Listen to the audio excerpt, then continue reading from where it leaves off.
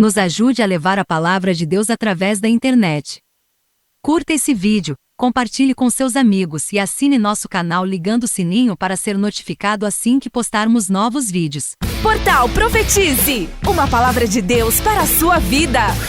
Abra sua Bíblia comigo em Gênesis capítulo 8, versículo 7. Eu quero derramar uma palavra de libertação sobre os pensamentos nessa noite. Eu quero derramar uma palavra de avivamento, libertação e transformação sobre todos os pensamentos contrários nessa noite. Deus é aquele que desfaz pensamentos contrários. Deus é aquele que arrebenta com os grilhões da mente. Deus é aquele que enche o crente do Espírito Santo e explica para ele aquilo que o diabo complicou. Amém? Porque a palavra, ela explica. O diabo é que complica, mas nós somos salvos em Jesus. Glória a Deus. Diz assim: Noé solta um corvo e uma pomba. Diga comigo, o corvo e a pomba.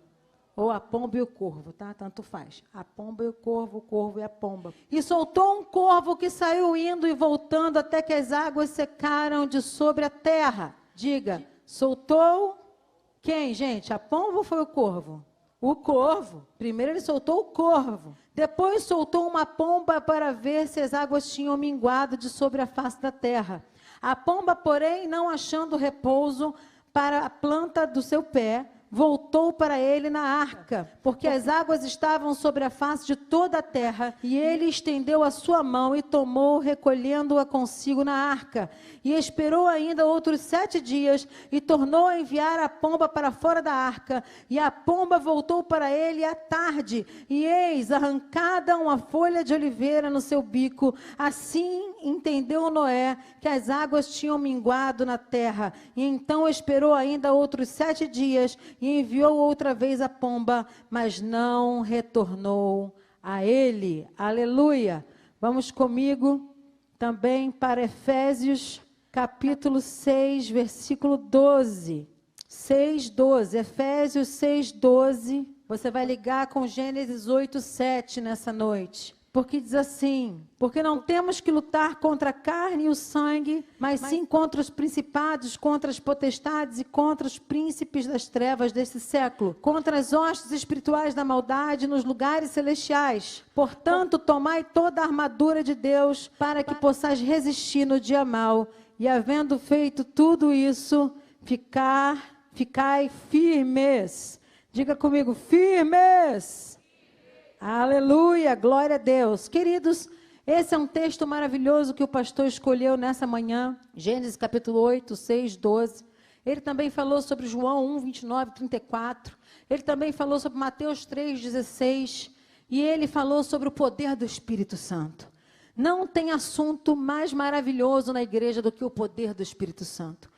O Espírito Santo, ele liberta. O Espírito Santo, ele revela. O Espírito Santo arruma a casa. O Espírito Santo nos faz ver aquilo que não víamos antes. O Espírito Santo nos dá sinais. O Espírito Santo estava em Gênesis capítulo 1, quando a terra estava sem forma e vazia. Mas mesmo assim, ele insistia sobre a face do abismo. O Espírito Santo é aquele que não desiste de você. O Espírito Santo é aquele que vai e volta. O movimento dele é esse, igualzinho da pomba. Vai e volta, até achar um raminho de oliveira na sua vida. Eu quero dizer para vocês que a história de Noé é uma história muito conhecida. E o mistério da história de Noé é que Deus fechou a porta pelo lado de fora.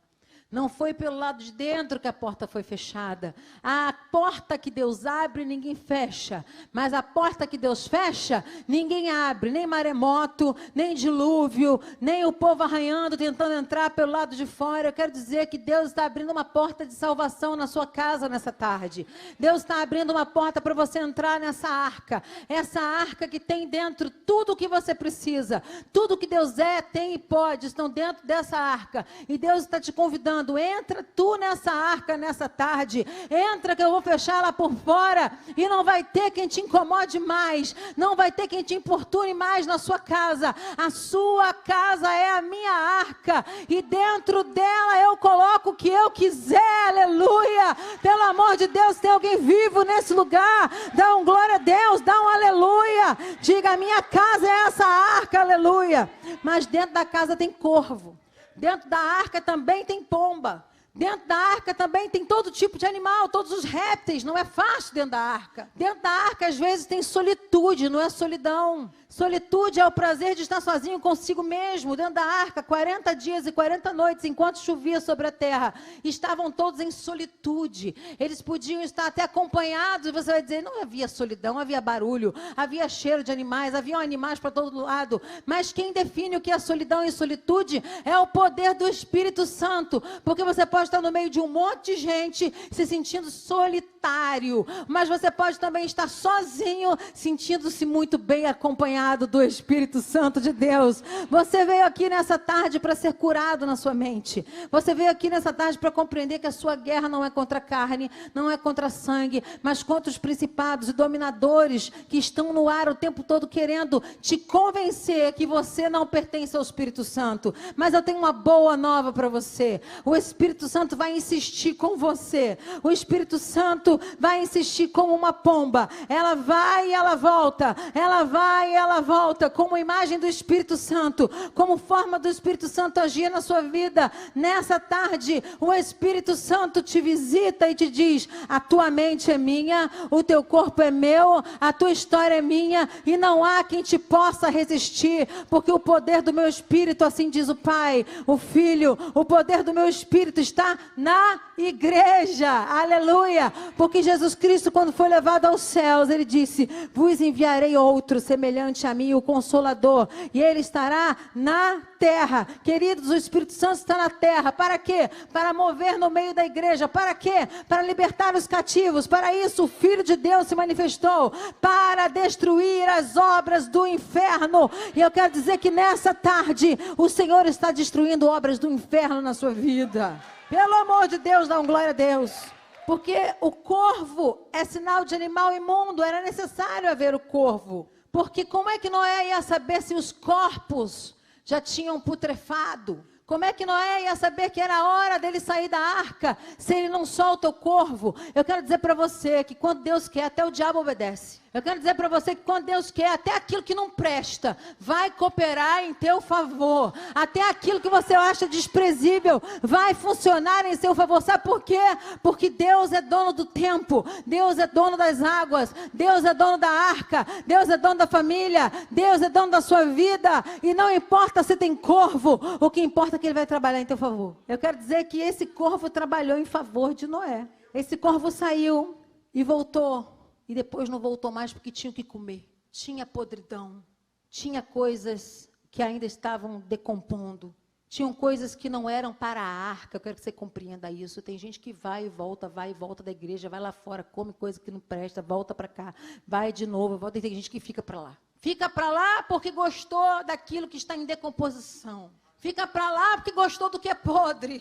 Fica para lá porque está comendo o que não presta, achando que é bom. Mas eu quero dizer que você não foi criado para ser corvo. Você foi criado para ser cheio do Espírito Santo. E o Senhor é aquele que diz: para de comer o que não presta. Para de andar no meio da podridão. Para de andar no meio da sequidão. Para de andar no meio da lama. E volta para a arca. Porque você não é corvo. Você é um servo cheio do Espírito Santo. Você é a águia. A águia pode até comer alguma coisa que não presta. Mas ela anda num lugar onde o sol digere tudo aquilo que não presta que está dentro dela. Ela vai acima das montanhas, ela vai acima das nuvens. Sabia que o sol corrói da águia tudo que não presta dentro do corpinho dela? Sabia que ela sobe tanto, sobe tanto, sobe tanto, que o sol vem sobre ela e tudo aquilo que não presta é corroído pelos raios que estão acima das nuvens? Eu quero dizer para você que quando a gente sobe na presença de Deus como águia,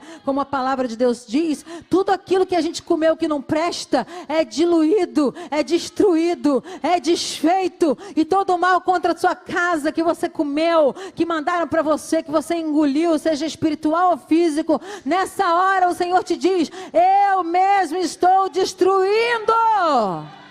Eu destruo o mal. Aleluia. Porque o corvo faz o que, gente? Tem a graça da garça, né? Que é andar no meio da sujeira sem sujar suas penas. Mas o corvo não, ele vai lá chafurdar na sujeira. Você já entendeu isso? Tem alguns corvos que voltam para azucrinar a cabeça de quem está são. Quero dizer para você que entrou aqui hoje com pensamento de morte, com pensamento de putrefação e morte, de enfermidade. Eu quero dizer para você que o Senhor vai te libertar dos principados, potestades, dominadores e das hostes do mal, colocando sobre a sua cabeça um capacete. Assim como nós lemos em Efésios, o capacete. Esse capacete vai te impedir de ouvir os corvos, vai te impedir de ouvir o espírito da fama, o espírito da maldade, o espírito que diz que você não é e que você não pode. Esse capacete foi preparado lá no Novo Testamento para que você colocasse sobre a sua cabeça. Não importa se o corvo vai, se o corvo vem. O que importa é o que Deus falou a seu respeito, que as águas iam baixar e que você teria uma nova vida, que você teria um novo recomeço. A IPAM é lugar de novos começos. A IPAM é lugar de gente que trocou o capacete, e o capacete é o da salvação. Não tem ave de rapina, não tem ave que coloque ovos na sua cabeça, como diz lá em Provérbios, como aquela ave que vem, coloca ovos e faz o ninho. Não existe isso aqui, porque você foi chamado para a libertação, e a libertação começa quando você coloca o capacete da salvação. Não tem corvo, tem a presença do Espírito Santo, e o Espírito Santo ele vem morar dentro de você. O Espírito Santo vem como pomba, ainda com a figueira, com a oliveira no biquinho, falando da unção do Espírito Santo. Uma oliveira não cresce do dia para a noite, gente. Uma oliveira, ela leva tempo para crescer. E aquela pomba vai, aquela pomba volta, aquela pomba vai, aquela pomba volta, até que ela volta com o quê? Ela podia ter ficado por lá, ela podia ter se alimentado daquela oliveira, mas ela volta com um raminho na boca para dizer para Noé: Noé, a presença do Espírito Santo é contigo, mas a unção também. Porque o Espírito Santo vem quando você é salvo. Agora a unção, ela tem um preço. A salvação é de graça. A salvação é de graça porque alguém já pagou o preço por ela. Aí você coloca o capacete da salvação e para de dar ideia para o corvo, porque a salvação é de graça, mas a unção não. A unção fala de separação, como o pastor falou de manhã. A unção fala de entrar na arca e fechar a porta. A unção fala de fechar os olhos para o mundo e abri-lo de dentro para fora, para Deus. Entra na tua tenda, fecha a tua tenda, que são os teus olhos. Os judeus oram de olhos fechados e sacudindo como uma vela, porque eles acreditam que quando eles fecham os olhos, eles estão fechando a tenda deles, que é o corpo, que é o lugar onde o Espírito Santo tem que habitar. Então você fecha a porta do teu quarto, fecha os teus olhos para buscar o Espírito Santo, fecha e vai fechando portas, e vai fechando janelas, e vai fechando para os corvos, e vai fechando o seu corpo, vai fechando o seu olhar cada vez mais na direção do Espírito Santo, porque Ele te unge, porque Ele te capacita, porque nessa noite Ele não só te liberta, mas como Ele também te dá toda a armadura dEle. Vem a pombinha com um raminho de oliveira, pousa. Noé já sabe, as ervas estão crescendo, as árvores estão crescendo, assim como foi com Adão. Começa tudo de novo, ele sabe que pode sair e andar, porque a sujeira tinha passado. Eu quero dizer para você que essa sujeira vai passar. Eu quero dizer para você que esse cheiro de morte vai acabar. Eu quero dizer para você que esse luto vai passar, porque há uma esperança no poder do Espírito Santo.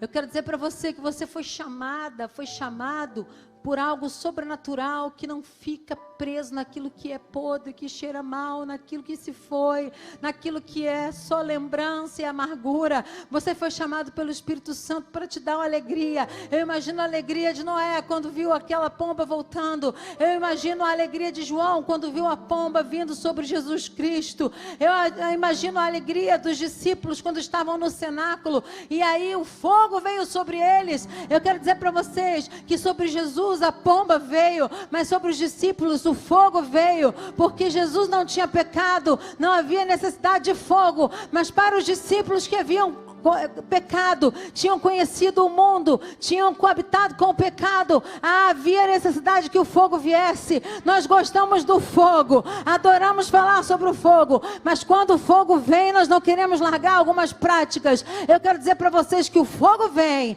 e o fogo queima, e o fogo transforma. Só tem medo do fogo quem gosta do pecado, só tem medo do fogo quem quer ficar para lá com as coisas podres. Quem quer Jesus não não tem medo do fogo. Aleluia, dá um glória a Deus, só quem gosta do fogo. Ah, Deus não é surdo, eu também não sou mudo. Eu falo com a minha alma, com o meu coração.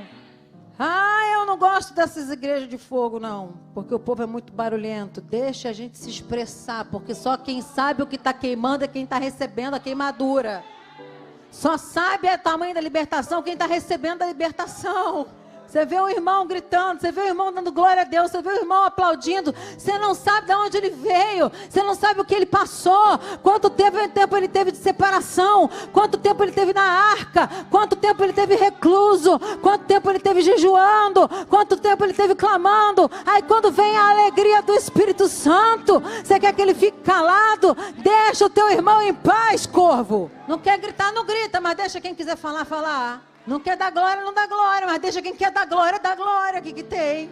Tem gente que não consegue se segurar. Eu lembro, gente, de um motorista meu, o Cleito. Cleito, se estiver assistindo, essa é uma boa história nossa, viu? Cleito andava comigo para tudo que é lado. Levava banda, levava todo mundo.